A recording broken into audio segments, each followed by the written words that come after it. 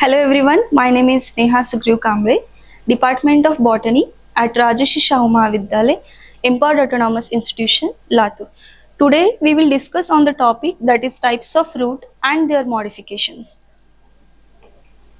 First of all, we will see the definition of root. Before going to the definition of root, there are some concepts like, suppose this is the soil surface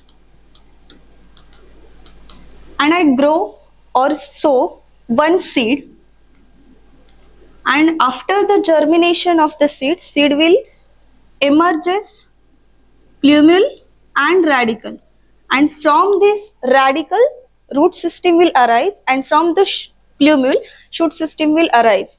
This plumule gives rise to shoot system,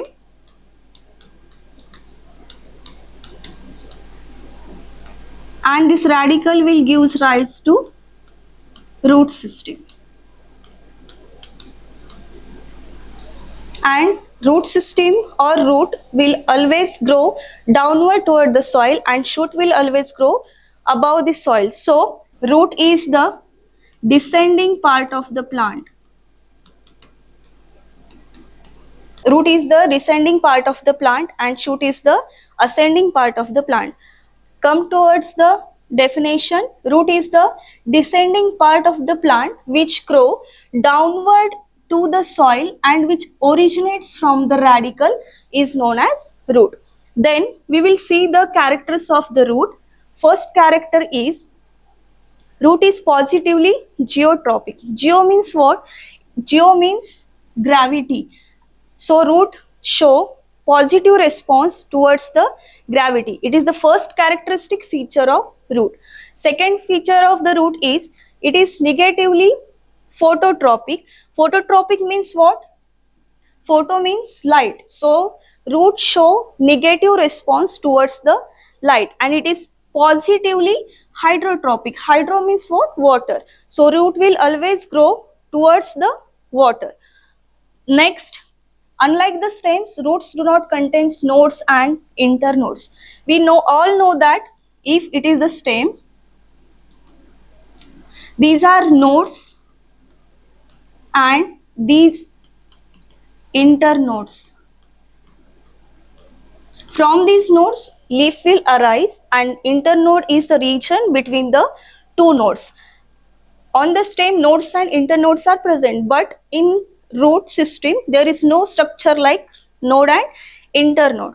They are colorless. Roots are always colorless. They are not green like stem or leaf. So they do not perform the function of photosynthesis. Next, functions of the root. First function of root is absorption. We all know that soil contains all the minerals, nutrients and salt. So these roots grow downward to the soil, so they can absorb all the nutrients, minerals and necessary nutrients from the soil. So first function of the root is absorption. Second one, it will provide what? It will provide anchorage. Anchorage means what? Support. They fix the plant firmly in the ground and keep it upright. Next function of the root is storage. Some roots store food material, but not all types of roots store food material. Only some of the roots will store the food material. Next, transportation. As I said, all roots will absorb all the nutrients and minerals from the soil. After the absorption, they transport all the nutrients and minerals from roots to the aerial parts of the plant like stem, leaf, flowers and fruit. Next slide. After the definition, characters and function of the root, we will see the typical structure of root. There are basically 5 regions in the typical structure of root. First one is root cap. Second one is region of cell division. Third one is region of elongation. Fourth one, root hairs, and last region is region of maturation. We will see one by one. First region is region of root cap. In summer season, wherever we go outside, we use some protections like cap, or to hide our face we use mask for protection from the heat. Likewise, roots also have some protection that is called as root cap. It is the thick and protective cap-like structure present at the tip of the root apex. This is the tip of the root apex, and on this tip of root apex, the cap-like structure is present. What is the function of this root cap? When roots grow deep into the soil, there are some obstacles like large stones are or big stones are present, so that obstacles will harm the root cells. So to protect from these, root cells have cap-like structure is known as root cap. This tip is converted into thick structure. It is not a thin structure, it is thick structure, so that it will protect the roots from any mechanical or physical injury. And this root cap secrete a slimy substance, that is mucilage. Mucilage means a sticky substance, so that lubrication will take place, and due to this lubrication, passage of root through the soil. Next, the function of the root cap is, first one is protection and second one is lubrication. Next region is region of cell division. It is the region which is present just above to the region of root cap.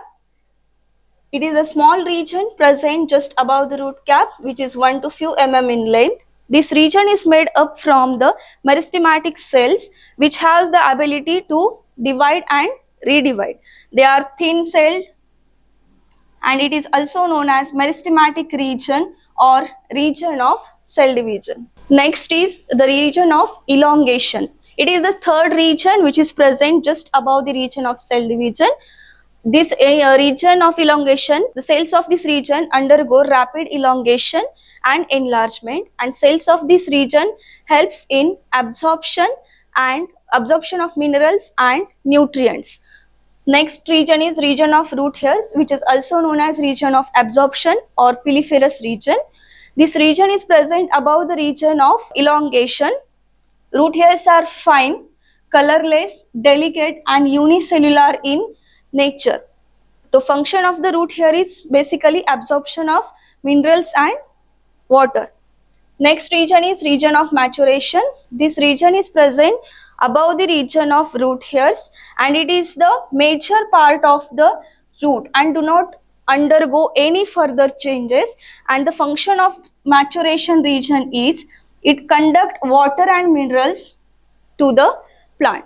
Next, there are two types of roots. First one is taproot and second one is the adventitious root. So what is meant by taproot? Taproot is nothing but it is the root which arises from the radicle is known as taproot, which grows directly from the seeds and originates from the radicle. In the taproot, one prominent thick main root is present, that is called as primary root. It is the prominent and thick root. This root is called as primary root, and this primary root will gives rise to the secondary roots, and secondary roots will gives rise to tertiary roots. This penetrate deep into the soil for groundwater, and this type of root is commonly found in dicotyledonous plants.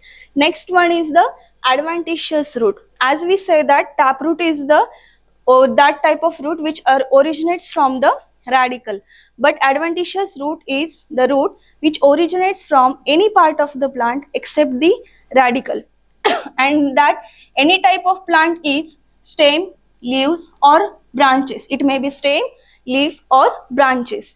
Next, as we see in taproot, there are main thick root is present, we call it primary root, but in adventitious root there is no concept like primary root, secondary root and tertiary roots. A cluster of thin thread like roots which have equal size. There is no difference in size of the root.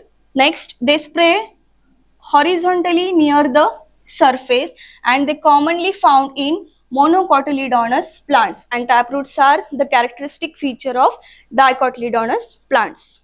These are the types of root. After we see the types of root, we will discuss the modifications of taproot on the basis of storage of food. Next, first one is conical root. When the primary root is broader towards the base, when the primary root is broader towards the base and gradually tapers towards the apex, that type of root is called as conical root, and it looks like cone, so this root is known as conical root.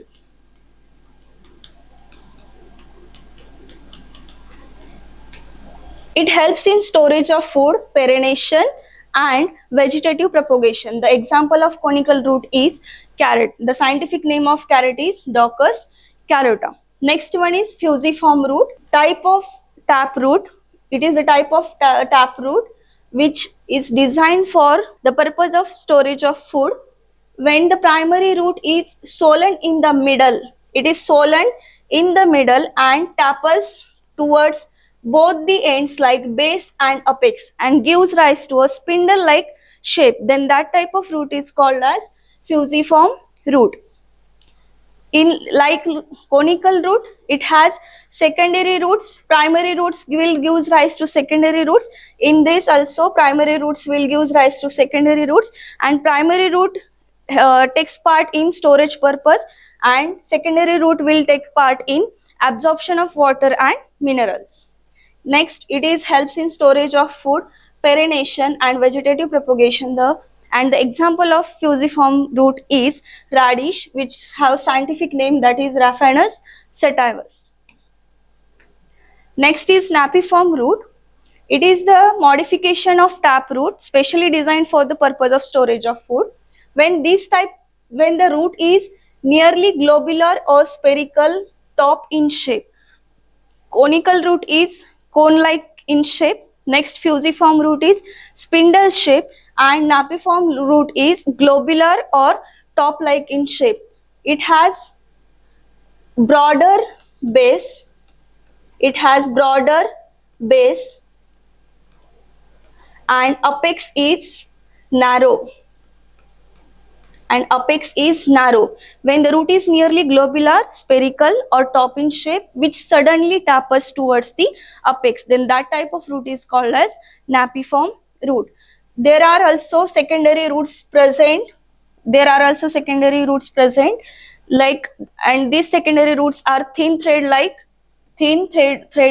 which present all over the roots, and it helps in storage of food, perennation and vegetative propagation. And the example of napiform root is Beta vulgaris. Next one is nematophores. Nematophores is the again modification of taproot. They are narrow peg-like aerial structure. We all know that root will always grow downward toward the soil, but nematophores grow above the soil. Why it will happen? Because these nematophores grow in swamps and marshy or salty area. Due to this, they lack or suffer from the oxygen. So due to lack of oxygen, these roots cannot grow deep into the soil, so that they come above the soil and looks like a peg-like structure. That type of root is called as nematophores. They contain lenticels, that is minute pores on their surface. These lenticels helps in breathing or exchange of atmospheric gases. Example, Rhizopora. Next, we see in the last slide the modification of taproot. In this slide, we will see modifications of adventitious root. There are two types of adventitious root. First one is simple tuberous root and second one is fasciculated tuberous root. Simple tuberous root is the modification of adventitious root. They are grow singly solitary roots that swells and becomes fleshy.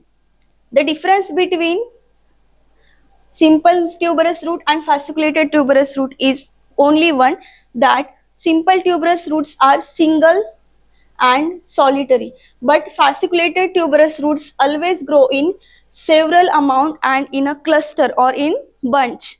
Next, it arise from running stem and enter into the soil, and they do not have any definite shape, as we see in conical root, fusiform root and napiform root. Conical root gives shape like cone, fusiform root gives shape like spindle, and napiform root looks like top in shape. There are definite shape in their structure, but in simple tuberous root there is no any definite shape, so they are irregular in shape. And the function of these roots are again storage of food, water and nutrients in a single bundle. Then that type of root is called as simple tuberous root. In fasciculated root, a cluster of several roots becomes swollen, and these roots are thick, fleshy, and due to storage of water and food. They do not have any definite shape, so they are again irregular in shape. Again, their work is similar, that is storage of food, water, nutrients in a single bundle.